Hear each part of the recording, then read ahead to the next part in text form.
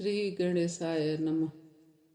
बहुत समय पहले की बात है। एक साहूकार के 7 बेटे और उनकी एक बहन करवा थी।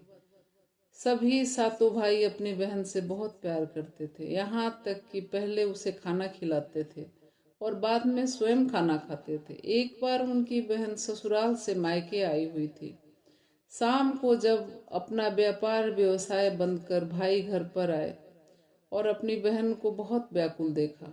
सभी भाई खाना खाने बैठे और अपनी बहन से भी खाना खाने का आग्रह करने लगे, लेकिन बहन ने बताया कि उसका आज करवा चौथ का निर्जल व्रत है और वह खाना सिर्फ चंद्रमा को देखकर ही खाएगी। चूंकि चंद्रमा अभी तक नहीं निकले थे, इसलिए वह भूख प्यास से व्याकुल हो उठी है।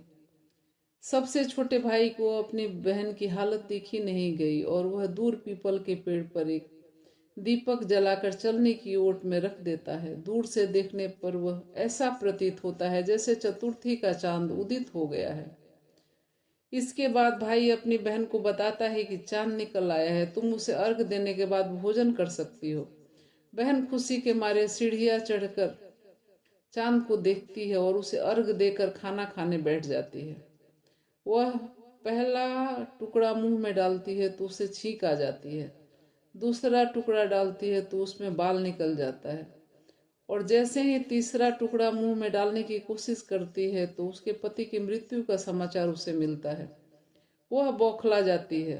उसकी भाभी उसे सच्चाई से अवगत कराती है कि उसके साथ ऐसा क्यों हुआ। करवा चौथ का व्रत गलत तरीके से टूटने के कारण देवता उससे नाराज हो गए हैं और उन्होंने ऐसा कर दिया है। सच्चाई जानने के बाद करवा निश्चय करती है कि वह अपने पति का अंतिम संस्कार नहीं होने देगी और अपने सतीत्व से उन्हें पुनर्जीवित करेगी।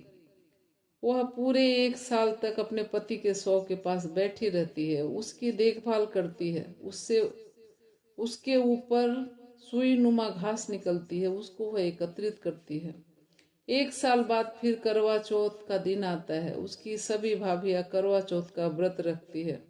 जब भाभियां उससे आशीर्वाद लेने आती है तो वह प्रत्येक भाभी से यम सुई ले लो, पिए सुई दे दो, मुझे भी अपने जैसी सुहागिन बना दो, ऐसा आग्रह करती है। लेकिन हर बार भाभी उससे अगली भाभी से आग्रह करने का कहकर चली जाती है। इस प्रकार जब 6ठे नंबर की भाभी आती है तो करवा उससे भी यही बात दोहराती है।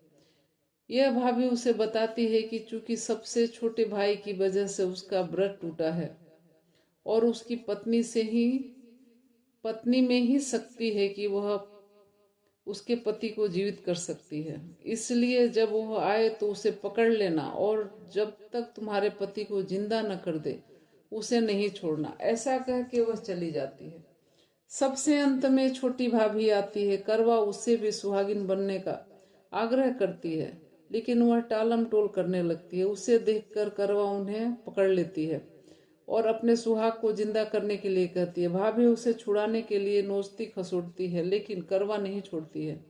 अंत में उसकी तपस्या को देखकर भाभी पसीज जाती है और अपनी छोटी उंगली को चीरकर उसमें से अमृत निकालकर उसके पति के मुंह में डाल देती है। करवा का पति तुरंत श्री गणेशाय नमः कहता हुआ उठ जाता है। इस प्रकार प्रभु कृपा से उसकी छोटी भाभी के माध्यम से करवा को अपना सुहाग वापस मिल जाता है। हे श्री गणेश माँ गौरी, जिस प्रकार करवा को चीर सुहाग का वरदान आपसे मिला है, वैसे ही सब सुहागिनों को मिले। जय माता रानी।